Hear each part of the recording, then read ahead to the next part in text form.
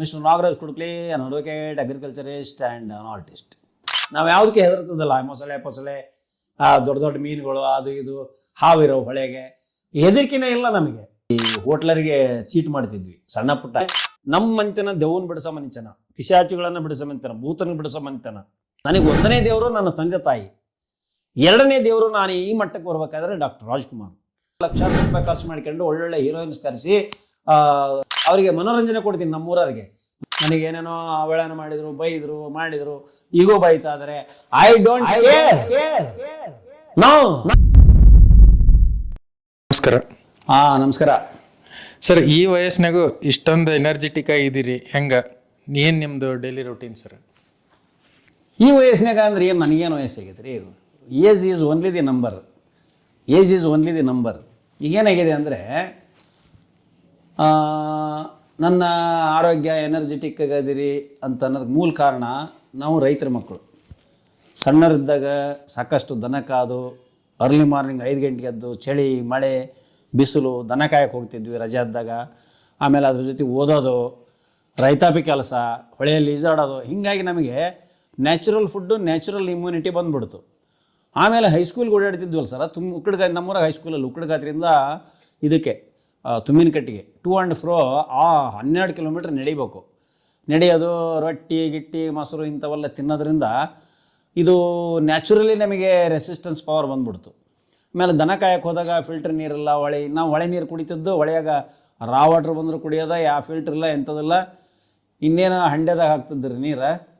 ಈ ಹಂಡೆದಾಗ ಹಾಕೋ ನೀರು ಕುಡಿಯೋದ್ರಿಂದ ಮತ್ತು ಈ ಇತ್ತೀಚೆಗೆ ಈಗ ಆಮೇಲೆ ನಾನು PUC ಆದಮೇಲೆ ಗರಡಿ ಮನೆಗೆ ಹೋಗ್ತಿದ್ದೆ. ಗರಡಿ ಮನೆ ತಾಲೀಮ್ ಮಾಡ್ತಾಯಿದ್ದೆ. ಈ ರಾಣೆಬೆನ್ನೂರಾಗ ಕುರುಬಗೇರಿ ಗರಡಿ ಮನೆ, ಹರಿಹರದಾಗ ಹಳ್ಳದಕೇರಿ ಗರಡಿ ಮನೆ. ಹೀಗಾಗಿ ಗರಡಿ ಮನೆ ತಾಲೀಮ್ ಮಾಡ್ತಿದ್ರಿ ನಾನು. ಅದಲ್ದಲೆ ಗರಡಿ ಮನೆಗೆ ಹೋಗ್ಲಿಲ್ದಾಗ ರೂಮ್ನಾಗ ನಾನು ಕದ ಹಾಕ್ಕೊಂಡು ಓದಬೇಕಾರೆ ಡೈಲಿ ಒಂದು 200 ಸಾಮ್ ತೆಗಿತಿದ್ರಿ ನಾನು. ಊಟ ಬಯಸು ಒಂದು 50 ಕೈ ಸಾಮು ಟ್ರಿಪ್ಸು ಇವೆಲ್ಲ ಮಾಡ್ತಿದ್ವಿ. ಸೊ ಆ ಕಾರಣದಿಂದ ನಮಗೆ ರೆಸಿಸ್ಟೆನ್ಸ್ ಪವರ್ ಇದೆ. ಆಮೇಲೆ ನಾವು ಚೆನ್ನಾಗಿ ಊಟ ಚೆನ್ನಾಗಿ ಮಾಡ್ತೀವಿ. ಎಲ್ಲದಕ್ಕಿಂತ ಮೊದಲು ನಾವು ಇಷ್ಟೆಲ್ಲ ಎನರ್ಜೆಟಿಕ್ ಇರಬೇಕು ಅಂದರೆ ಮನಸ್ಸು ಒಳ್ಳೇದಿಟ್ಕೋಬೇಕು, ಪ್ರಾಮಾಣಿಕವಾಗಿರಬೇಕು, ಸತ್ಯವಾಗಿರಬೇಕು, ಯಾರಿಗೂ ಮೋಸ ಮಾಡಬಾರ್ದು, ಚೀಟ್ ಮಾಡಬಾರ್ದು, ಸಾಮಾಜಿಕ ಕಳಕಳಿ ಇರಬೇಕು, ಒಳ್ಳೆಯ ನಿರ್ಧಾರಗಳನ್ನು ತಗೋಬೇಕು, ಒಬ್ಬರಿಗೆ ಒಳ್ಳೇದು ಮಾಡಬೇಕು ಅನ್ನೋ ಒಂದು ಮನಸ್ಸಿದ್ದಾಗ, ನಾನು ಒಬ್ಬರಿಗೆ ಕೆಟ್ಟದ್ದು ಮಾಡಬೇಕು ಅನ್ನೋ ಮನಸ್ಸಿದ್ರೆ ಮಾತ್ರ ಅವರಿಗೆ ಎನರ್ಜಿನೂ ಬರೋದಿಲ್ಲ, ರೋಗಗಳು ಸೇರ್ತವೆ. ಈಗ ನಾವು ಬರೀ ಒಳ್ಳೆಯ ವಿಚಾರಗಳನ್ನು ಮಾಡೋದ್ರಿಂದ, ಒಳ್ಳೆಯದೇ ಮಾಡಬೇಕು ಅನ್ನೋದ್ರಿಂದ ಕಳ್ಳನ ಮನಸ್ಸು ಉಳ್ಳೊಳಗ ಅನ್ನಂಗೆ ನಮ್ಮ ಕಳ್ತನ ಮತ್ತೊಂದು ಕಳ ಮೋಸ ಪಾಸ ಇಲ್ಲ. ಹೀಗಾಗಿ ನಮ್ಮ ಮನಸ್ಸು ಸರಿ ಇರೋದ್ರಿಂದ ನನಗೆ ಯಾವ ರೋಗ ಇಲ್ಲ. ನಾನು ಎನರ್ಜೆಟಿಕ್ ಆಗ್ಯಾಕಿನಿ. BP ಇವತ್ತು ಬೆಳಗ್ಗೆ ಚೆಕ್ ಮಾಡ್ಕೊಂಡೆ 130/80 ಇದೆ. ದೆನ್ ಶುಗರ್ ಮೊನ್ನೆ ಚೆಕ್ ಮಾಡಿಸೀನಿ 86 mg ಇದೆ.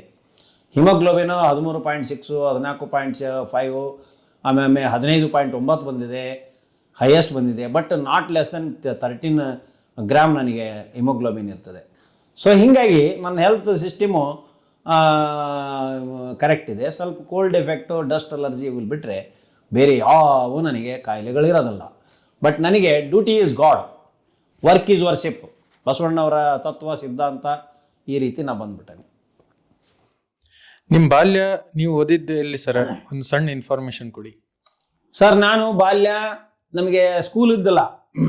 ಒಂದು ಪಂಚಾಯತಿ ಉಕ್ಕಡಗಾತ್ರಿಯಲ್ಲಿ ಸ್ಕೂಲ್ ಇದ್ದಿಲ್ಲ. ನಾವು 2ನೇ ಕ್ಲಾಸ್ 3ನೇ ಕ್ಲಾಸ್ದಾಗ ಗುಡಿಯಾಗ ಓದ್ತಿದ್ವಿ. ಮಾರ್ಯಮ್ಮನ ಗುಡಿ ಅಂತ ಇತ್ತು, ಆಮೇಲೆ ಬಸವಣ್ಣ ದೇವ್ರ ಗುಡಿ ಅಂತ ಇತ್ತು. ಆವಾಗ ಉಪ್ಪಿಟ್ಟು ಕೊಡೋರು. ಆ ಇಂದಿರಾ ಗಾಂಧಿ ಕಾಲದಿಂದ ಉಪ್ಪಿಟ್ಟು ಹಾಲು ಬರೋದ್ರಿ, ಅದು ತಿಂತಿದ್ವಿ. ಆಮೇಲೆ ಮಾಸ್ತರ್ 7 ಕ್ಲಾಸ್ಗೆ 2 ಮಾಸ್ತರ್, 1ರಿಂದ 7ನೇ ಕ್ಲಾಸ್ ಮಟ್ಟ ಇತ್ತು ನಮ್ಮೂರಾಗ. ಬಾಲ್ಯ ಹಂಗೆ ಓದಿದ್ವಿ. ಸರ್ಕಾರಿ ಶಾಲೆ, ಕಾನ್ವೆಂಟ್ ಇಲ್ಲ, ಇಂಗ್ಲೀಷ್ ಇಲ್ಲ, ಎಂಥದೂ ಇಲ್ಲ. ಆಮೇಲೆ ನಾವು 6ನೇ ಕ್ಲಾಸ್ ಬಂದಾಗ ಒಂದು ಸ್ಕೂಲ್ ಬಿಲ್ಡಿಂಗ್ ಆಯ್ತು.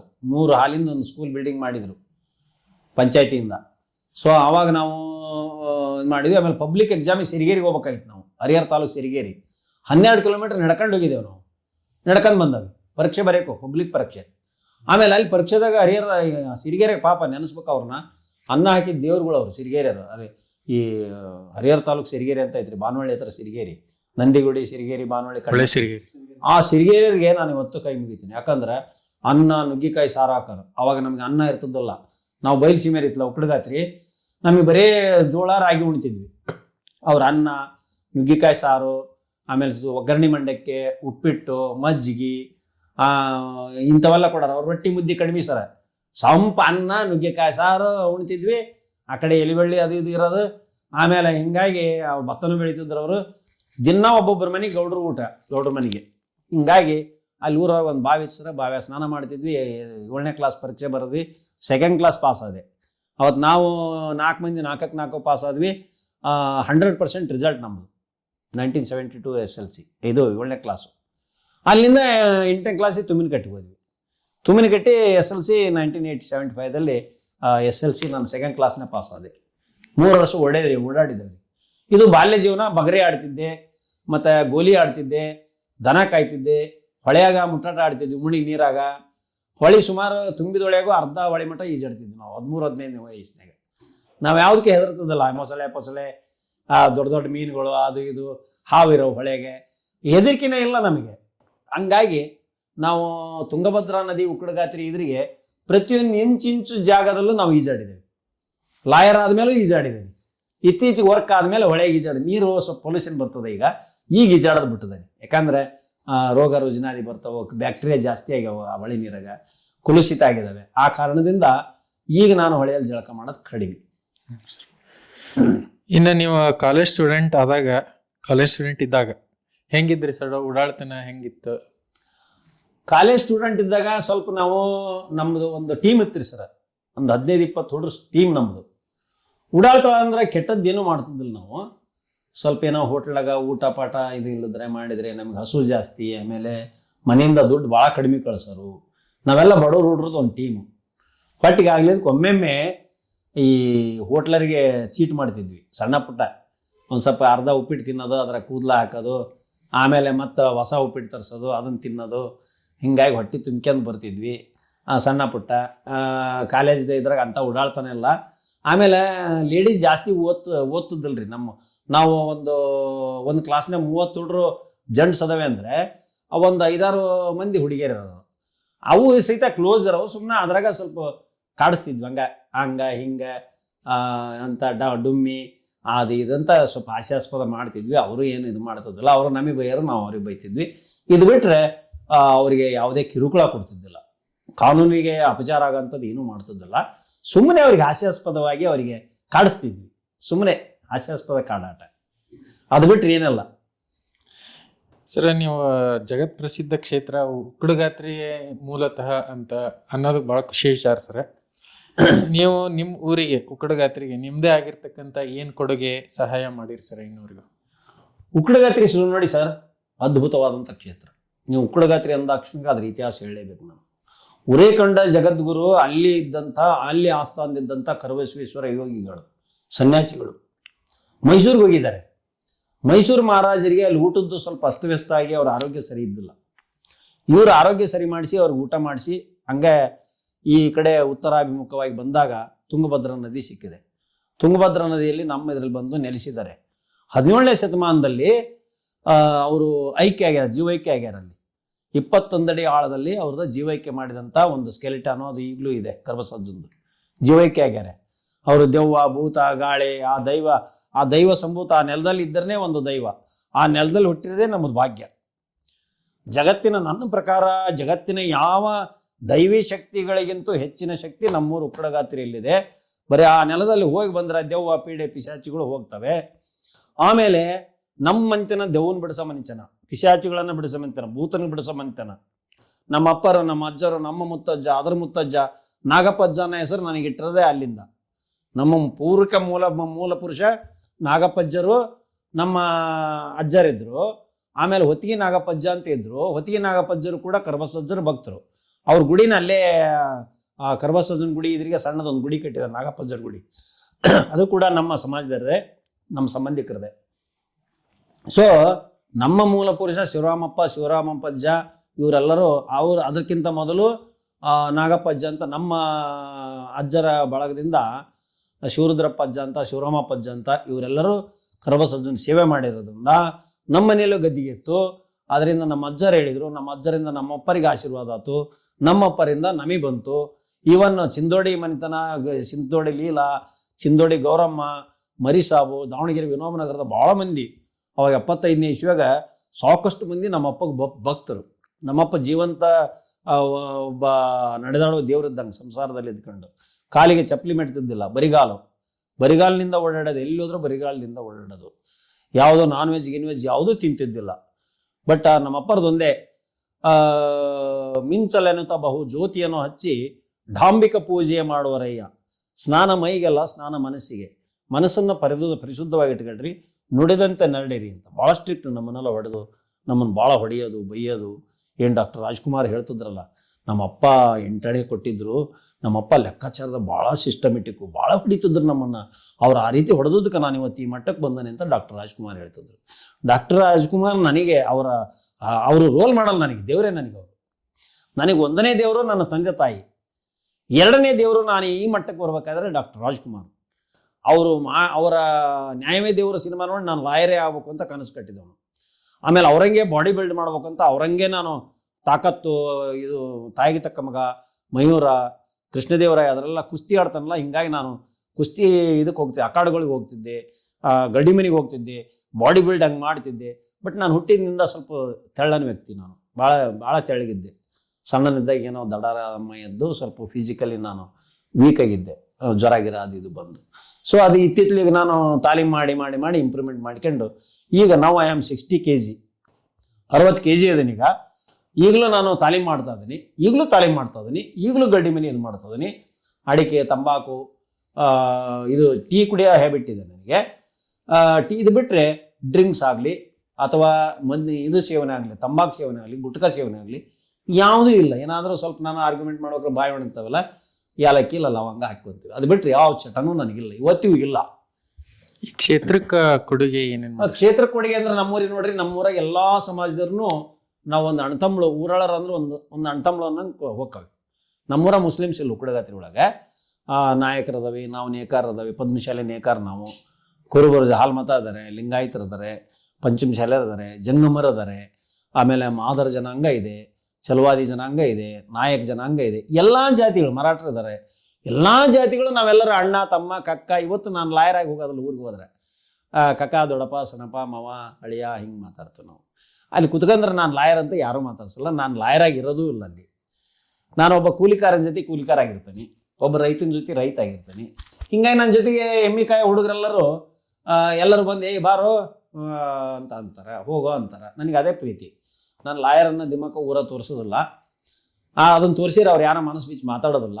ಸೊ ಆದ್ದರಿಂದ ನನ್ನ ಜೊತೆಗೆ ಒಬ್ಬನು ಗದ್ದಿಗೆ ಮಾದಾರ್ ಗದ್ದಿಗಪ್ಪ ಅಂತ ಇದ್ದ, ಅವನು ನನ್ನ ಜೊತೆ ದನ ಕಾಯ್ತಿದ್ದ, ನಮ್ಮ ಮನೆ ಸಂಬಳ ಇದ್ದ. ಪಾಪ ಅವನ್ನೆಲ್ಲ ಓದಿ ನಮಗೆಲ್ಲ ಕಷ್ಟಪಟ್ಟು ನಮ್ಗೆ ಓದೋಕೆ ಸಹಕಾರ ಮಾಡಿದ್ರಿಂದ ಮೊನ್ನೆ ಹೋದಾಗ ಅವನು ನನ್ನ ಜೊತೆ ಕರ್ಕೊಂಡು ಅವ್ನಿಗೊಂದು ಜೊತೆ ಡ್ರೆಸ್ ಕೊಡಿಸಿ, ಅವನಿಗೆ ಟವಲ್ ಕೊಡಿಸಿ, ಅವನಿಗೊಂದು ವಾಚ್ ಕೊಡಿಸಿ, ಆಮೇಲೆ ಅವರಿಗೆ ನಾನು ಪ್ರೀತಿಯಿಂದ ಕರ್ಕೊಂಡು ಇದು ಮಾಡಿದೆ. ಮತ್ತು ವಾಕ್ ಮಾಡಿದೆ, ಕ್ಯಾಟ್ ವಾಕ್ ಮಾಡಿದ್ವಿ ಇಬ್ಬರು. ಆ ಕ್ಯಾಟ್ ವಾಕ್ ಮಾಡಿದ್ದು ಸುಮಾರು ಒಂದು 8 ಲಕ್ಷ ಓಡಿದೆ. ಅದನ್ನು ಹಾಕಿದ್ದು ರೀಲ್ಸ್ನಾಗೆ ಅವನ ಜೊತೆಗೆ. ನನಗೆ ಜಾತಿ ಭೇದ ಇಲ್ಲ, ನನಗೆ ಸಮಾಜ ಭೇದ ಇಲ್ಲ, ನನಗೆ ಧರ್ಮ ಭೇದ ಇಲ್ಲ. ನಾನು ಪ್ಯೂರಿಂದು ಧಾರ್ಮಿಕವಾಗಿ ನಾವು ಮನೆಗೆ ಮುಂದೆ ದಾಸೋಹ ಮಾಡ್ತಿದ್ವಿ. ನಮ್ಮನೆ ದೇವರು ಎಲ್ಲ ಲಿಂಗಾಯಸ್ ಮಂದಿ ನಮ್ಮನೆ ಬಂದು ಉಣ್ಣಾರು, ಜಂಗಮರು ಬಂದು ಉಣ್ಣು ಕೈ ತೊಳ್ದಾರೆ. ಅಷ್ಟು ಪವಿತ್ರವಾದದ್ದು ನಮ್ಮನೆ, ನಮ್ಮ ಅಪ್ಪರದು. ನಾವು ಹೊರಗಡೆ ಬಂದಾಗ ಎಗ್ಗು ಪಗ್ಗು ಇಂಥವೆಲ್ಲ ತಿನ್ನೋದು ಕಲ್ತಿದ್ದೀವಿ, ಅದನ್ನು ಸುಳ್ಳು ಹೇಳ್ಬಾರ್ದು. ಸೊ ಆದ್ದರಿಂದ ನಮ್ಮಪ್ಪರ ಆ ರೀತಿ ಬಂದರು. ನಮ್ಮ ಅಪ್ಪನ ಗುಡಿ ಕಟ್ಟಿದ್ದಾರೆ ಉಕ್ಕಡಗಾತ್ರಿಯಲ್ಲಿ. ನಾನು ಕೊಡುಗೆ ಏನಪ್ಪ ಅಂದ್ರೆ ನನ್ನ ಕೈಲಾಗಿದ್ದು ಏನೋ ಆ ಪರಮಾತ್ಮ ಕೊಟ್ಟದ್ದು, ಕೆರೆಯನ್ನೇನೋ ಕೆರೆಗೆ ಚೆಲ್ಲಿ ಅಂತ ನಾನು ದುಡ್ದೋದನೆ ಅಂತ ಹೇಳ್ಕೊಂತಾನೆ. ಆದರೂ ಕೂಡ ನಮ್ಮಪ್ಪ ಕೊಟ್ಟ ಬಳುವಳಿ ಅದು. ನಮ್ಮಪ್ಪ ಹೆದರಿಸಿ ಬೆದರಿಸಿ ಹೊಡೆದು ಬಡ್ದು ಓದಿದ್ದಕ್ಕೆ ಇವತ್ತು ಕಾರ್ ಸ್ಟೇರಿಂಗ್ ಹಿಡ್ಕೊಂಡು ನೀವು ಹೊಂಟ್ರೆ ನಮ್ಮಪ್ಪ ನೆನಪಿ ಬರ್ತಾನೆ. ಯಾಕಂದ್ರೆ ನಮ್ಮಪ್ಪ ಅವತ್ತು ಲೂಸ್ ಕೊಟ್ಟಿದ್ರೆ ನಾನು ಓದ್ತಿದ್ದಿಲ್ಲ, ಇವತ್ತು ನೀವು ನಾನು ಇಂಟ್ರ್ಯೂ ಮಾಡ್ತಿದ್ದಿಲ್ಲ. ಸೊ ನಮ್ಮಪ್ಪನ ಕಷ್ಟ ಪಟ್ಟು ನಮ್ಮನ್ನು ಹೊಡೆದು ಬಡ್ದು ಓದಿಸಿದ್ದಿಗೆ ಇವತ್ತು ಬಲಾಯರಾಗಿದ್ದೀನಿ. ಸಮಾಜದಲ್ಲಿರ್ತಕ್ಕಂಥ ಕೆಟ್ಟ ಹುಳುಗಳನ್ನು, ಭ್ರಷ್ಟಾಚಾರಿಗಳನ್ನು ಮತ್ತು ಮಹಿಳೆ ಪೀಡಕರನ್ನು, ಅವರ ಅಂತರ್ನ ಮಟ್ಟ ಹಾಕ್ತೀನಿ. ಬಡವರನ್ನ, ದೌರ್ಜನ್ಯಕ್ಕೊಳಗಾದವ್ರನ್ನ ಅವ್ರನ್ನೆತ್ತಿ ಹಿಡಿತಿದ್ದೀನಿ. ಇದು ನನ್ನ ಸಿದ್ಧಾಂತ. ಇನ್ನು ದೇವಸ್ಥಾನಗಳಿಗೆ, ನಮ್ಮೂರ ದೇವಸ್ಥಾನಗಳಿಗೆ, ಎಲ್ಲ ದೇವಸ್ಥಾನಗಳಿಗೂ ನನ್ನ ಕೈಲಾಗಿದ್ದು ಕೊಟ್ಟಿದ್ದೀನಿ. ಈ ಸಂಗೊಳ್ಳಿ ರಾಯಣ್ಣ ಮೂರ್ತಿ ಮಾಡ್ಸಕ್ಕೆ ಕೊಟ್ಟಿನಿ, ಅಂಬೇಡ್ಕರ್ ಅವ್ರ ಮೂರ್ತಿ ಮಾಡ್ಸಕ್ಕೆ ಕೊಟ್ಟಿದ್ದೀನಿ. ನಮ್ಮ ಉಕ್ಕಡಗಾತ್ರಿಯಲ್ಲಿ ಆಲ್ಮತ ದೇವಸ್ಥಾನ, ಕುರುಬರ ದೇವಸ್ಥಾನ, ಬೀರಪ್ಪನ ಗುಡಿ ಕಟ್ಟಲಿಕ್ಕೆ 1,20,000 ರೂಪಾಯಿದು ಇದನ್ನು ಕೊಡಿಸಿದ್ದೀನಿ, ಗ್ರಾನೈಟ್ ಶಿಲೆ ಕೊಡಿಸಿದ್ದೀನಿ. ಆಮೇಲೆ ಮಾದರ ಸಮಾಜದ ಗುಡಿ ಮಾತಂಗಮ್ಮನ ಗುಡಿ ಅಂತ ಇದೆ. ನಮ್ಮಲ್ಲಿ ಏಕೆ ಅಂತಾರೆ, ಹರಿಜನ ಅಂತಾರೆ. ಈಗ ಅದ ಜಾತಿ ಸಮಸ್ಯೆದೊಳಗೆ ಏನೇನು ಬದಲಾವಣೆ ಆಗ್ಯಾವ ಗೊತ್ತಿಲ್ಲ. ಅದರ ಮಾದರು ಅಂತ ಅಂತಾರೆ. ಆ ಸಮಾಜದ ಗುಡಿ ಅವ್ರಿಗೆ ಮಾತಂಗಮ್ಮ ದೇವರು. ಮಾತಂಗಮ್ಮ ಅಂದ್ರೆ ಆ ಉಮಾಶಂಕರಿ, ಅದು ಅವರ ಮೂಲ ದೇವರಿಗೆ ಗುಡಿ ಕಟ್ಲಿಕ್ಕೆ ನಾನು 20,000 ಕೊಟ್ಟಿದ್ದೀನಿ. ಆಮೇಲೆ ಮಾದ್ರ ಸಮಾಜದಲ್ಲಿ ಏನೇ ಆದರೂ ಕೊರೋನಾ ಸತ್ತರಿಗೂ ಹೋಗಿ 10,000 ಕೊಟ್ಟಿದ್ದೀನಿ. ಮತ್ತು ಹಾರ್ಟ್ ಅಟ್ಯಾಕ್ ಸತ್ತರಿಗೂ ನಾನು 10,000 ಕೊಟ್ಟು ಬರ್ತೀನಿ. ಈಗಲೂ ಆ ಕೆರೆಗೆ ಹೋದ್ರೆ ವಯಸ್ಸಾದರ ಅಜ್ಜಿ ಅವರು ಇರ್ತಾರೆ, ಅವ್ರಿಗೆ 500 ರೂಪಾಯಿ ಒಂದು ಸ್ವಲ್ಪ ಚಾ ಕುಡಿಯಮ್ಮ, ಊಟ ಮಾಡಮ್ಮ ಅಂತ ಕೊಡ್ತೀನಿ. ಅಪ್ಪ ದೊಡ್ಡನಪ್ಪ ಅಂತಾರೆ. ಏನೋ ದುಡ್ದು ದೇವರು ಕೊಡ್ತಾರೆ. ಆಮೇಲೆ ಮೊನ್ನೆ ವಾಲ್ಮೀಕಿ ಮಹರ್ಷಿ ಗುಡಿ ಕಟ್ಟಕ್ಕೆ ಸಂಕಲ್ಪ ಮಾಡ್ಯಾರ, ಅವರು ಬಂದಿದ್ರು 21,000 ಕೊಟ್ಟು ಕಳಿಸೀನಿ. ನಮ್ಮದು ದೇವಸ್ಥಾನ ಕಟ್ಟಕ್ಕೆ ಹಮ್ಮಿಕೊಂಡಾರ, 21,000 ಕೊಟ್ಟು ಕಳಿಸಿದ್ದೀನಿ ಮಾರ್ಕಂಡೇಶ್ವರ ದೇವಸ್ಥಾನನ. ಆಮೇಲೆ ಯಾರು ಮುಸ್ಲಿಮ್ಸ್ ಬಂದು ಕೇಳಿದ್ರು ಇಲ್ಲ ಅಂದಲ್ಲ. ನಾನು ಸಂಗಾಪುರದವ್ರು ದರ್ಗಾ ಕಟ್ತವೆ ಅಂದ್ರೆ ಅವ್ರಿಗೆ 5,000 ಕೊಟ್ಟು ಕಳಿಸೀನಿ. ಹಿಂದೂಗಳ್ಗೆ ಇರ್ಭದ್ರೇಶ್ವರ ದೇವರ ಕಟ್ತವೆ ಅಂದ್ರೆ ಅವ್ರಿಗೆ 5-10,000 ಕೊಟ್ಟು ಕಳಿಸೀನಿ. ಯಾವ ಹಿಂದೂ ದೇವಸ್ಥಾನ ಇರಲಿ, ಮುಸ್ಲಿಮ್ ಇರಲಿ, ಕ್ರೈಸ್ತರಂತೂ ನನ್ನ ಹತ್ರ ಯಾರು ಬಂದಿಲ್ಲ ದೇಣಿಗೆಗೆ. ಯಾವ ಸಮಾಜದಲ್ಲಿ ಬಂದರೂ ನನ್ನ ಕೈಲಿ ಆಗೋದು ಕೊಡ್ತೀನಿರಪ್ಪ. ನನ್ನ ಕೊನೆಗೆ ನನಗೆ ದೇವ್ರು ಕೊಟ್ಟಿದ್ರಾಗ 10 ರೂಪಾಯಿ 100 ರೂಪಾಯಿ ಕೊಟ್ಟು ಕಳಿಸ್ತೀನಿ. ಯಾರನ್ನೂ ಬರಿಗೈಲಿ ನಾನು ಕಳಿಸಿಲ್ಲ. ಇದು ನಾನು ಉಕ್ಕುಡುಗಾತ್ರಿ ಕೊಟ್ಟು ಕೊಡುಗೆ. ಮತ್ತು ನಾಟಕಗಳನ್ನು ಕೊಡ್ತೀನಿ, ಅವರಿಗೆ ಮನೋರಂಜನೆ ಕೊಡ್ತೀನಿ. ನಮ್ಮೂರವ್ರಿಗೆ ನನ್ನ ಕೈಲಿಂದ ಲಕ್ಷಾಂತರ ರೂಪಾಯಿ ಖರ್ಚು ಮಾಡ್ಕೊಂಡು ಒಳ್ಳೊಳ್ಳೆ ಹೀರೋಯಿನ್ಸ್ ಕರೆಸಿ ನಾನೇ ಬರೆದದ್ದು ನಾಟಕಗಳನ್ನು, ಸುಮಾರು 5-6 ನಾಟಕಗಳನ್ನು ಪ್ರದರ್ಶನ ಮಾಡಿದ್ದೀನಿ. ಮತ್ತು ಅಶ್ಲೀಲತೆ ಇರೋದಲ್ಲ ನನ್ನ ನಾಟಕದಾಗ, ಎಲ್ಲ ನೋಡಿ ಎಂಜಾಯ್ ಮಾಡ್ಬೇಕಂತ ಒಂದು ನಾಟಕಗಳನ್ನು ಉಕ್ಕುಡುಗಾತ್ರಿಯಲ್ಲಿ ಹುಟ್ಟಿದ ಊರಿಗೆ ನಾನು ಮಾಡ್ತಿದ್ದೀನಿ. ಮತ್ತು ನಮ್ಮ ಅಪ್ಪನ ತಿಥಿ ಬಂದಾಗ ಏನೋ ಒಂದೊಂದು ವರ್ಷ ಇದನ್ನು ಮಾಡಿಸಿದ್ದೀನಿ, ದಾಸೋಗನ. ಈ ರೀತಿ ಮಾಡಿದ್ದೀನಿ ಸರ್ ನಾನು. ಸರ್, ಈ ಪ್ರಶ್ನೆ ಬಹುಶಃ ಯಾರು ಕೇಳಿರಕ್ಕಿಲ್ಲ, ನೀವು ಶೇರ್ ಮಾಡಿರಕ್ಕಿಲ್ಲ ಇನ್ನೊರ್ಗು. ಕಾಲೇಜ್ ಲೈಫ್ ನೊಳಗ ಲವ್, ಪ್ರೀತಿ, ಪ್ರೇಮ, ಕ್ರಶ್ ಈಗಿನ ವರ್ಡ್ ಪ್ರಕಾರ ಏನ್ರಿ ಇದ್ದೂರೆ? ಕಾಲೇಜ್ ಲೈಫ್ನಲ್ಲಿ ನೋಡಿ ಸರ್, ಒಬ್ಬ ಕಾಲೇಜ್ ಹುಡುಗರ ಲೈಫ್ ಹೇಗಿರ್ತದೆ ಅಂದರೆ, ಕಾಲೇಜ್ ಹುಡುಗರು ಲವ್ ಮಾಡಬೇಕು, ಪ್ರೀತಿ ಮಾಡಬೇಕು, ಮದುವೆ ಆಗ್ಬೇಕು ಅನ್ನೋ ವಿಚಾರ ಎಲ್ಲರಿಗೂ ಇರ್ತದೆ. ಆ ಒಂದು ಸಮಯವನ್ನು ನಾವು ವೇಸ್ಟ್ ಮಾಡ್ಕೊಂಡ್ರೆ, ನಾವು ನಮ್ಮ ಲೈಫ್ ಬರ್ಬಾದಾಗ್ತದೆ. ಬಟ್ ನಮ್ಮ ತೀರಿ ಏನಿತ್ತು ಅಂದರೆ, see and enjoy but not touch ಅಂತ. See and enjoy. ಒಬ್ಬ ಸುಂದರವಾದ ಹುಡುಗಿ ಇದ್ದರೆ, ನಮ್ಮ ಕ್ಲಾಸ್ಮೇಟ್ಸ್ ಇದ್ದರೆ ಅವ್ರನ್ನ ಮಾತಾಡ್ಸೋದು, ಅವರ ಒಂಥರ ಎಂಜಾಯ್ ನೋಡೋದು, ಬಟ್ ನಾಟ್ ಟಚ್. ಟಚ್ ಅಂದರೆ ಅವ್ರು ಕೂಡ ಯಾವುದೇ ರೀತಿಯಿಂದ ಇಲ್ಲಿಗಲ್ ಇದನ್ನು ಮಾಡೋದು, ಇಲ್ಲಿಗಲ್ಲಾಗಿ ನೋಡೋದು ಮಾಡೋದು ಇಂಥವೆಲ್ಲ ಇರ್ತಿದ್ದಿಲ್ಲ. ಆ ರೀತಿ ನಾನು ಕಾಲೇಜ್ ಡೇಸ್ನಲ್ಲಿ ಯಾವ ಲವ್ ಮಾಡಲಿಲ್ಲ. ಕಾಲೇಜ್ ಡೇಸ್ ಮುಗಿದ್ಮೇಲೆ ನಾನು ನಮ್ಮ ಸಮಾಜದಲ್ಲಿ ಹುಡುಗಿಯರನ್ನ 1-2 ಹುಡುಗಿಯರನ್ನ ಆಯ್ಕೆ ಮಾಡ್ಕೊಂಡಿದ್ದೆ, ಮದುವೆ ಆಗ್ಬೇಕು ಅಂತ.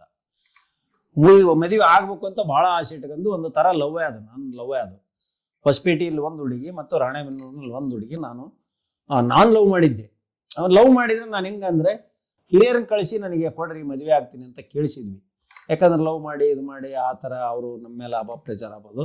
ಒಂದು ಬೇಗ ಗ್ರ್ಯಾಜುಯೇಟ್ ಹುಡುಗಿ, ಆ ಹುಡುಗಿ ಇವತ್ತೂ ಕೂಡ ನಮ್ಮ ಒಂದು ಇದರಲ್ಲಿದ್ದಾರೆ. ಸೊ ಅವಳನ್ನು ಅವ್ರು ಕೊಡಲಿಲ್ಲ, ಯಾರಿಗೋ ಶ್ರೀಮಂತರಿಗೆ ಕೊಡಬೇಕು ಅಂತೇಳಿ ಕೊಟ್ಟು. ನಾನು ರಾಣೆಬೆನ್ನೂರು ಮನೆ ಇದ್ದಿಲ್ಲ ಆಗ.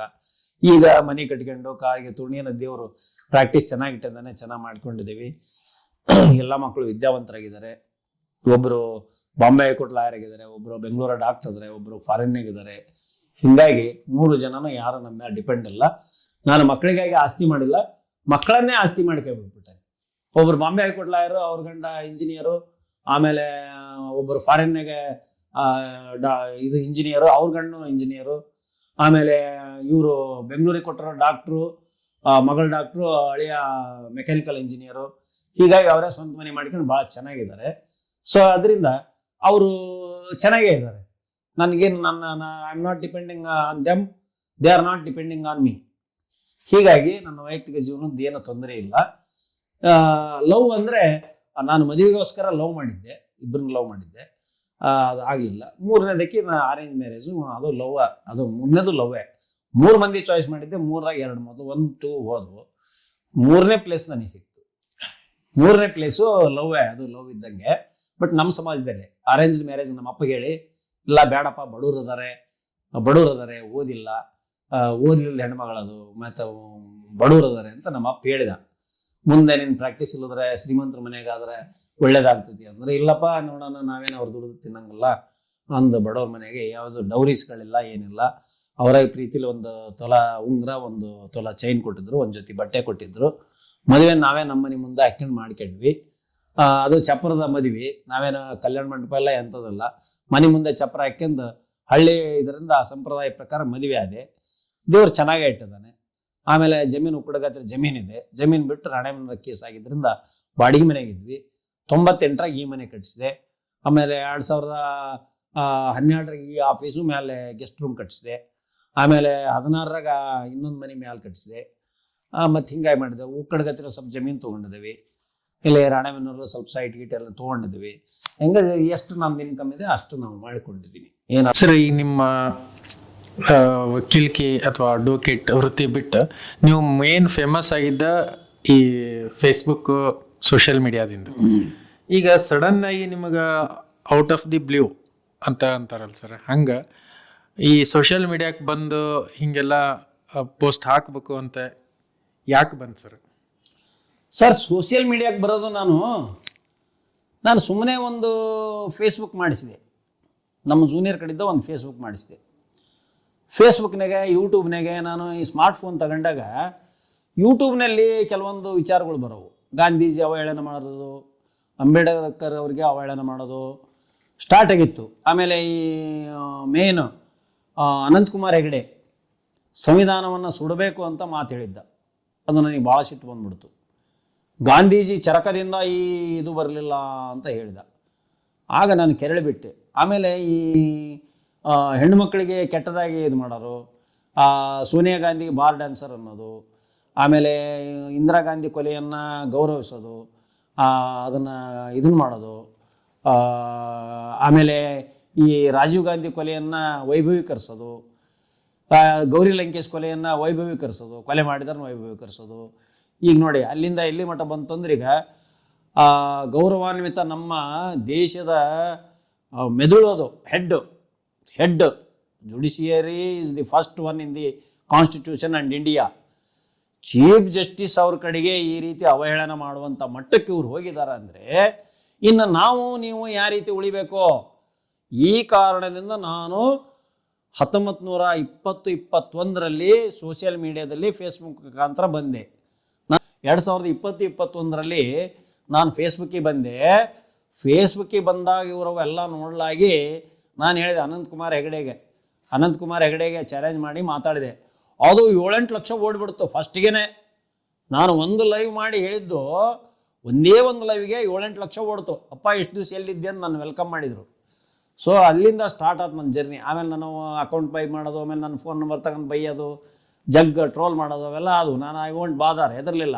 ನಾನು ಮಹಿಳೆಯರ ಪರ, ಸಂವಿಧಾನದ ಪರ, ಕಾನೂನಿನ ಪರ ನಾನು ನಿಂತ್ಕೊಂಡೆ ಸರ್. ನಾನು ಯಾರು ನಮ್ಮ ಸ್ವಾತಂತ್ರ್ಯಕ್ಕಾಗಿ ಹೋರಾಡಿದ್ದಾರೆ ಅವ್ರ ಪರ ನಾನು ನಿಂತ್ಕೊಂಡೆ. ನನಗೇನೇನೋ ಅವಹೇಳನ ಮಾಡಿದರು, ಈಗೂ ಬೈತಾ ಇದ್ದಾರೆ. I don't care. ಒಂದು ಕಲ್ಲಿಗೆ ಬೈಯೋದು, ಗೋರ್ಕಲ್ಲ ಮೇಲೆ ಮಳೆಗೆರೆದ್ರೆ ನೀರು ಕುಡಿಯಬಹುದೇ ಸರ್ವಜ್ಞ ಅಂತಾರಲ್ಲ, ಗೋರ್ಕಲ್ಲ ಮೇಲೆ ಮೂರ್ಖನಿಗೆ ಬುದ್ಧಿಯನ್ನು 100 ಕಾಲು ಹೇಳಿದರು, ಗೋರ್ಕಲ್ಲ ಮೇಲೆ ಮಳೆಗರದಂತೆ ಅಂತ. ನನಗೆ ಬೈಯರು ಯಾರು? ಮೂರ್ಖರು. ನನಗೆ ಟ್ರೋಲ್ ಮಾಡ್ಯಾರ ಯಾರು? ಮೂರ್ಖರು. I don't care, I am happy. ಅವ್ರು ಎಷ್ಟು ಬೈತಾರೋ ಅಷ್ಟು ಖುಷಿ ನನಗೆ. ಸರಿ, ಇನ್ನೊಂದು ಮುಖ್ಯ ವಿಚಾರ ಅಂತಂದ್ರೆ, ಈಗ ನಿಮಗೆ ಬರೋ ಟ್ರೋಲ್ಗಳು ಅಥವಾ ನೆಗೆಟಿವ್ ಕಮೆಂಟ್ಗಳು, ಈ ಒಂದು ನೆಗೆಟಿವ್ ಕಮೆಂಟ್ ಮತ್ತು ಟ್ರೋಲ್ಗಳಿಗೆ ನಿಮ್ಮ ಫ್ಯಾಮಿಲಿಯಿಂದ ಹೆಂಗೆ ರೆಸ್ಪಾನ್ಸ್ ಬರ್ತದೆ ಸರ್? ಅವ್ರು ತಲೆನೇ ಕೆಡಿಸ್ಕೊಳಲ್ಲ. ಅವ್ರು ನನ್ನ ಮನೆಯಿಂದ, ನನ್ನ ವಿಚಾರಧಾರೆಯಿಂದ ಅವರು ಹೊರಗಿದ್ದಾರೆ. ಅವ್ರನ್ನ ಫೇಸ್ಬುಕ್ನ ತರೋದೂ ಇಲ್ಲ. ಅವ್ರು ನೋಡ್ತಾರೆ, ಸುಮ್ಮನೆ ಆಗ್ತಾರೆ. ಆದರೆ ಇತ್ತೀಚೆಗೆ ಅವ್ರು ಮೆಚ್ಚಿಣಕತ್ತಾರೆ. ಅವ್ರೇನಂತ, ನಮ್ಮ ಕುಟುಂಬದವರು, ನಮ್ಮ ಸರೌಂಡಿಂಗು ಮೊದಲು ಬೈತಿದ್ರು ಇವ್ರನ್ನ, ವಕೀಲರನ್ನ ಮೊದಲು ಭಾಳ ಬೈತಿದ್ರು. ಈಗೆಲ್ಲ ಹೊಗಳ್ತಾರೆ, ಸೆಲೆಬ್ರಿಟಿ ಆಗ್ಬಿಟ್ರೆ. ಈಗ ನಾನು ನಾಗರಾಜ್ ಕುಡುಪ್ಲಿ ಅಂದರೆ ಇಡೀ ರಾಜ್ಯ ದೇಶಾದ್ಯಂತ ಎಲ್ಲಿ ಹೋದ್ರು mister Nagaraj Kudupli, they are disguising me. That is helpful. ಇವ್ರು ಬೈಯೋದು ಒಂದು 10% ಆದರೆ 90% ಜನ ನನ್ನ ಲೈಕ್ ಮಾಡ್ತಾರೆ. ನಮ್ಮ ಅಪ್ಪಾಜಿ ನೋಡಿ ಸರ್, ನಾನು 2 ಮಕ್ಕಳು ಆದಮೇಲೆ ನಮ್ಮ ಅಪ್ಪಾಜಿ ತಿರುಗನ್ನಲಿಲ್ಲ. ತಂದೆ ತಾಯಿಗೆ ತಿರುಗನ್ನೋದು ದೊಡ್ಡ ಅಪಚಾರ, ಅನ್ನಬಾರ್ದು. ಯಾಕೆಂದ್ರೆ ಅವ್ರು ನಮ್ಮನ್ನು ಈ ಭೂಮಿ ತಂದರೋರು. ಅವ್ರು ನಮಗೆ ಆಸ್ತಿ ಬಿಟ್ಟಿದಾರೋ ಸೆಕೆಂಡ್ರಿ. ಈ ಭೂಮಿ ತಂದಿರೋದೇ ದೊಡ್ಡದು. ಅವ್ರು ಆ ರೀತಿ ನಮ್ಮನ್ನು ಜೋಪಾನವಾಗಿ ಬೆಳೆಸಿದಾರಲ್ಲ, ವಿ ಶುಡ್ ರೆಸ್ಪೆಕ್ಟ್ ದಮ್. ನಮ್ಮ ಅಪ್ಪ ಅವ್ವ ಅಂದರೆ ದೇವ್ರು ನನಗೆ ಯಾವ ಶ್ರೀರಾಮನ ದೇವರಲ್ಲ, ನನಗೆ ಯಾವ ದೇವರಲ್ಲ. ದೇವರು ಅಂದ್ರೆ ಒಂದು ನಮ್ಮ ಮನಸ್ಸು ಸಮಾಧಾನಕ್ಕೆ ಕೈ ಮುಗಿಬೇಕು, ಪೂಜೆ ಮಾಡ್ಕೋಬೇಕು, ಅಷ್ಟೇ ನಂದು. ನಾನು ಅಗದಿ ಆ ಶ್ರೀರಾಮ ಈ ಶ್ರೀರಾಮ ದೇವ್ರ ಗುಡಿ ಅಲ್ಲಿ ಹೋಗ್ಬೇಕು ಇಲ್ಲಿಗೆ ಹೋಗ್ಬೇಕು, ಕಿರಳೋದು ದೊಡ್ಡ ಡ್ರೈವರ್ ಐತಿ ಎಲ್ಲಿಲ್ಲ. ದಿಳ್ಳಿಗೆ ಹೋದ್ರು ದೊಳ್ಳಿಗೆ ಒಂದ ಪೆಟ್ಟು, ದಿಳ್ಳಿಗೆ ಹೋಗಿ ನಾವು ಬಾರಿಸಿದ್ರು ಅದ ಒಂದು ಪೆಟ್ಟು, ಅಲ್ಲಿ ಪ್ರಯಾಗರಾಜ್ಗೆ ಹೋಗಿ ಶ್ರೀರಾಮನ ದರ್ಶನ ಮಾಡಿದ್ರೆ ಅದ ಪೆಟ್ಟು, ಇಲ್ಲೇ ಮನೆಗೆ ರಾಮನ ಇದಕ್ಕೆ ಪೂಜೆ ಮಾಡಿದ್ರೆ ಅದ ಸೊಟ್ಟು. ಆಮೇಲೆ ಇವರು ರಾಜಕೀಯಕರಣಕ್ಕೆ ತಗೊಳೋದ್ರಿಂದ ನಾನು ಅಂಥ ದೇವರುಗಳನ್ನು, ರಾಜಕೀಯಕ್ಕಾಗಿ ಬಳಸುವಂಥ ದೇವರುಗಳನ್ನು ನಾನು ಪೂಜೆ ಮಾಡೋದಿಲ್ಲ. ಯಾಕೆ ನಮ್ಗೆ ಎಲ್ಲಮ್ಮ ಐತಿ ಮಾಡ್ಕೊಂತವಿ, ನಮ್ಮ ಮನೆ ದೇವ್ರು ಇರ್ಭದ್ರ ದೇವ್ರು ಐತಿ ಮಾಡ್ಕೊಂತವಿ. ಅದು ಇಲ್ಲ ಅಂದ್ರೆ ನಮ್ಮ ಅಪ್ಪ ನಮ್ಮವ್ವ ಅದರ ಪೂಜೆ ಮಾಡ್ಕೊಂತಾನೆ. ಸಂವಿಧಾನ ದೇವರು ಬಸವಣ್ಣವರ ಸಂವಿಧಾನ ಬರ್ದಾರ 12ನೇ ಇಸ್ವಿ ಒಳಗೆ. ಕಳಬೇಡ, ಕುಲಬೇಡ, ಕಳಬೇಡ, ಹುಸಿಯ ನುಡಿಯಲು ಬೇಡ, ಇದಿರು ಅಳಿಯಲು ಬೇಡ, ತನ್ನ ಬಣ್ಣಿಸಬೇಡ. ಇದೇ ಅಂತರಂಗ ಸುದ್ದಿ, ಇದೇ ಬಹಿರಂಗ ಸುದ್ದಿ. ಅಂದರೆ ಪ್ರಾಮಾಣಿಕವಾಗಿರೋ, ಕೊಲಬೇಡ, ಕಳಬೇಡ, ಕಳತನ ಬೇಡ, ತನ್ನ ಬಣ್ಣಿಸಬೇಡ. ಯಾರ ಹೋಗಿ ಏನೋ ಒಂದು ಇದರ ಆಧಾರದ ಮೇಲೆ ಹೋಗಿ ಚೀಫ್ ಜಸ್ಟಿಸ್ ಮೇಲೆ ಹೋಗಿ ಇದು ಮಾಡ್ತಾರೆ ಅಂದರೆ ನಾವು ಜುಡಿಷರಿ ಒಳಗೆ ನಾನು 41 ವರ್ಷ ಪ್ರಾಕ್ಟೀಸ್ ಮಾಡಿರೋ. I am very much confidence on the judiciary. The modesty of the judiciary is great. Modesty of ಜುಡಿಷರಿಗೆ ಇವನು ಗೋಲ್ಡ್ ಮೆಡಲ್ ತಗೊಂಡಂತೀವಿ. ಯಾವನ ಕಿಶೋರನ್ನು ಇವನು ಹೋಗಿ ಸೂ ಎಸಿತಾನಂದ್ರೆ ಇವನು ಗೋಲ್ಡ್ ಮೆಡಲ್ ತಗೊಂಡೋಗಿ ಎಲ್ಲರೂ ಒಗಿಲ್ರಿ. ಇವನು unfit to do the work of the advocacy, unfit fellow ಅವನು. ನ್ಯಾಯಾಂಗ ಅಂದ್ರೇನು? ಅಲ್ಲಿ ಕುಂತುರರ ಜಾತಿ ಮುಖ್ಯ ಅಲ್ಲ ನಮಗೆ, ಜಾತಿ ಪಾತಿ ಸಂಬಂಧನೇ ಇಲ್ಲ ನಮಗೆ. ಅಲ್ಲಿ ವ್ಯಕ್ತಿಯೇ ಮುಖ್ಯ ಅಲ್ಲ ನಮಗೆ, ಶಕ್ತಿ ಮುಖ್ಯ. ಇಡೀ ದೇಶವನ್ನು ರೆಪ್ರೆಸೆಂಟ್ ಮಾಡುವಂಥ ಹೈಯೆಸ್ಟ್ ಪೋಸ್ಟ್ ಅದು. 1ನೇ ಪೋಸ್ಟ್ ಪ್ರೆಸಿಡೆಂಟ್ ಆದರೆ, 2ನೇ post chief justice of India. ಈಗ ನೀವು ಇಷ್ಟಾದರೂ ಸೋಷಿಯಲ್ ಮೀಡಿಯಾದಲ್ಲಿ ಕಾಣಿಸೋದು ಅವ್ರಿಗೆ ಇಷ್ಟ ಆಗತ್ರಿ ಫ್ಯಾಮಿಲಿಗೆ? ಅವ್ರಿಗೇನು ಈಗ ಹೆಸರು ಬಂದಿದೆಯಲ್ಲ, ಸೆಲೆಬ್ರಿಟಿ ಅಂದಿದಲ್ಲ. ನಾನು ಸೆಲೆಬ್ರಿಟಿ ಅಂತಾರೆ ಜನ, ಈಗ ಎಲ್ಲರೂ ಸೆಲೆಬ್ರಿಟಿ ಅಂತಾರೆ. ಇವರೇ ಯಾಕ್ರಿ? ಮೊನ್ನೆ ಬೆಂಗಳೂರಿನಿಂದ ಎಲ್ಲರೂ ದೊಡ್ಡ ದೊಡ್ಡ ಎಲ್ಲ ಸೆಲೆಬ್ರಿಟಿಗಳು ನನಗೀಗ ಫ್ರೆಂಡ್ ಆಗಿದ್ದಾರೆ. ಅವರೆಲ್ಲರೂ ಗುರ್ತಿಡಿತಾರೆ. ಇವನ್ ಅಷ್ಟು ಫೇಮಸ್ ಇದ್ರಾರು ನಮ್ಮನ್ನು ಲಾಯರು, ಒಬ್ಬ ಹವ್ಯಾಸಿ ಕಲಾವಿದ ಅದರಲ್ಲ, ಒಬ್ಬ ಲಾಯರ್ ಇಷ್ಟೆಲ್ಲ ಆ್ಯಕ್ಟ್ ಮಾಡ್ತಾರಲ್ಲ. ನೀವು ಯಾವಾಗ ಇಷ್ಟೆಲ್ಲ ಮಾಡ್ತೀರಿ? ಸೋಷಿಯಲ್ ಮೀಡಿಯಾ ಯಾವಾಗ ಮೇಂಟೈನ್ ಮಾಡ್ತೀರಿ? ಆ್ಯಕ್ಟಿಂಗ್ ಯಾವಾಗ ಮಾಡ್ತೀರಿ? ನಾಟಕ ಯಾವಾಗ ಬರೀತೀರಿ? ಎಲ್ಲ ನಂದು ಭಯಂಕರವಾದಂಥ ವರ್ಕ್ ನಂದು. ಆಮೇಲೆ ನನಗೆ ಶ್ರಮ ಅನ್ನೋದೇ ಇಲ್ಲ. ನಾನು ಇದನ್ನೆಲ್ಲ ಎಂಜಾಯ್ ಮಾಡಿ ತಗೊತಾನೆ. Amazing enjoyment.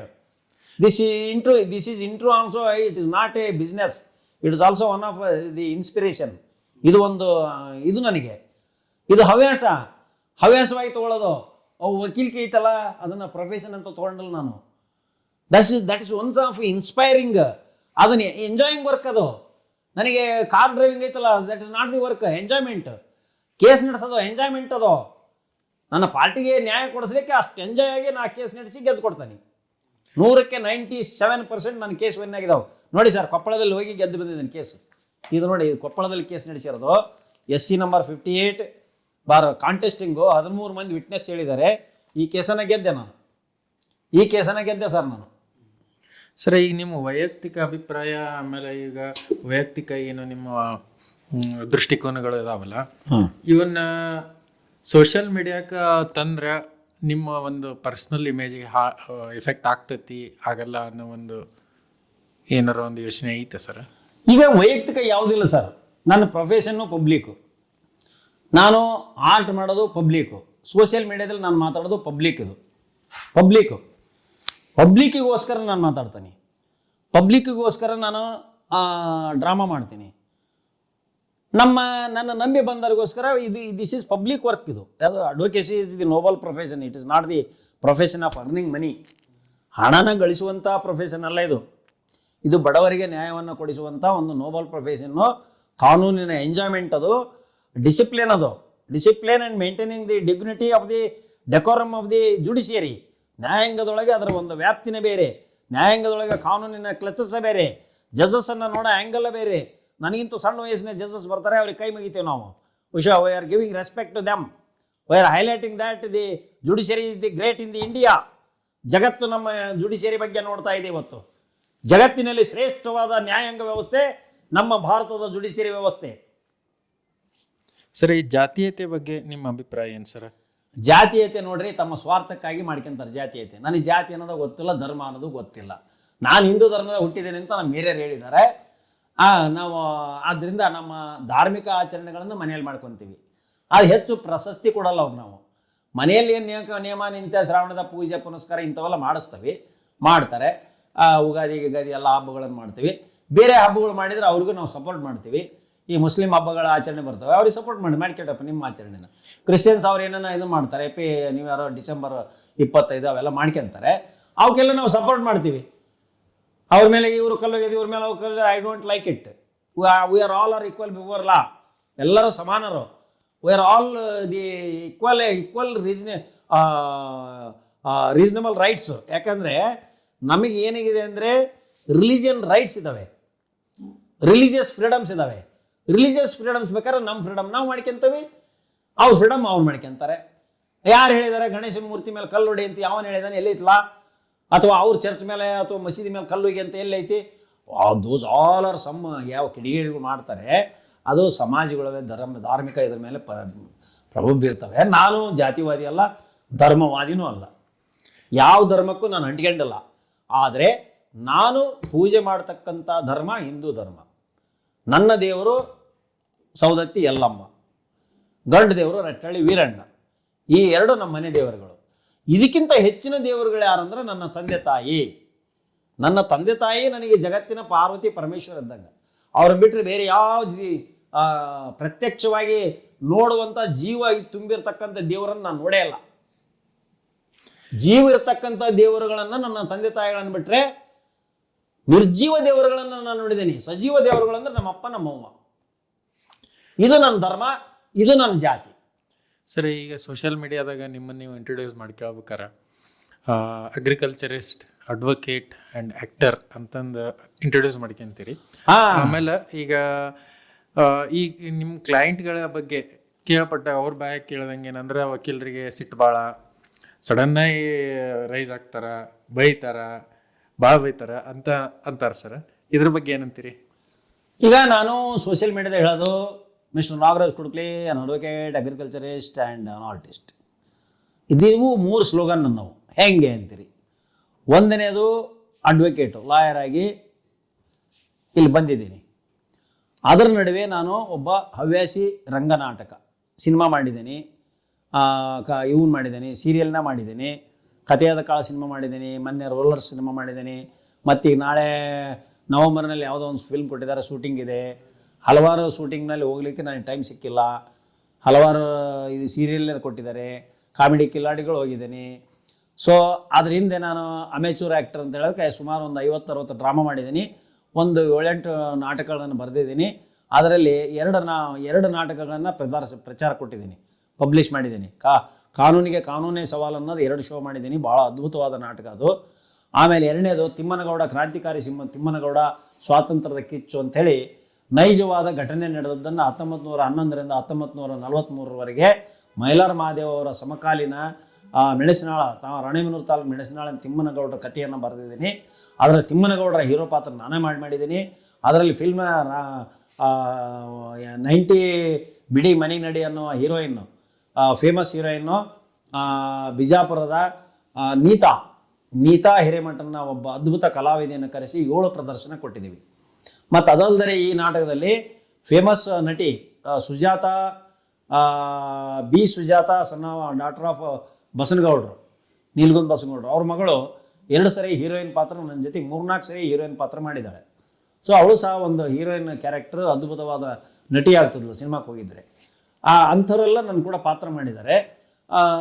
ಇಂಥವನ್ನೆಲ್ಲ ನಾನು ಮತ್ತು ಇನ್ನೊಂದಿಬ್ಬರು ನಟಿಯರು ಆದರು, ಅಪಘಾತದಲ್ಲಿ ಇದಾದರು. ಒಬ್ಬಕ್ಕೆ ಹೀರೋ ಪಾತ್ರ ಮಾಡೋಕ್ಕೆ ಪುತ್ತೂರಿನಲ್ಲೆಲ್ಲ ಹೋಗಿ ನಾವು ಒಂದೊಂದು ಡ್ರಾಮಾ ಪ್ರದರ್ಶನ ಕೊಟ್ಟಿದ್ದೀನಿ, ತಿಮ್ಮನಗೌಡರ ಡ್ರಾಮಾ ಪ್ರದರ್ಶನ. ಅಲ್ಲಿ ಗೀತಾ ಅಂತ ಒಳ್ಳೆ ಹೀರೋಯಿನ್ ನನ್ನ ಜೊತೆಗೆ ಯೂಟ್ಯೂಬ್ನಾಗೆಲ್ಲ ಬಂದದವು, ಎಲ್ಲ ಅದಾವೆ. ಆ Geetha she is no more because she met with an accident near the Kakola. ಈ ಸಿಟ್ಟಿನ ಬಗ್ಗೆ ಕೇಳಿದ್ರಿ, ಕ್ಲೈಂಟ್ಸ್ಗಳಿಗೆ ಸಿಟ್ಟು ಮಾಡ್ತಾರಂತ ಎಲ್ಲರೂ ಹೇಳ್ತಾರೆ. ನನ್ನ ಕ್ಲೈಂಟ್ಸ್ ಏನಂತಾರೆ ಅಂದರೆ, ಅವರು ಸರ್ ಸಿಟ್ಟು ಮಾಡಿದ್ರು ಅಂದ್ರೆ ಆ ಕೇಸ್ ಗೆಲ್ತಾರ ಅಂತ ಅರ್ಥ ಅಂತಾರೆ ನಮ್ಮ ಕ್ಲೈಂಟ್ಸು. ನೀವು ಸಿಟ್ಟು ಮಾಡಿರಿ ಸರ್, ನೀವು ಸಿಟ್ಟು ಮಾಡಿದರೆ ಆ ಕೇಸ್ ಗೆಲ್ತತಿ ಅಂತಾರೆ ಅವರು. ಗೊತ್ತಾದ್ರೆ ಹೆಂಗೆ ಅಂತೀರಿ?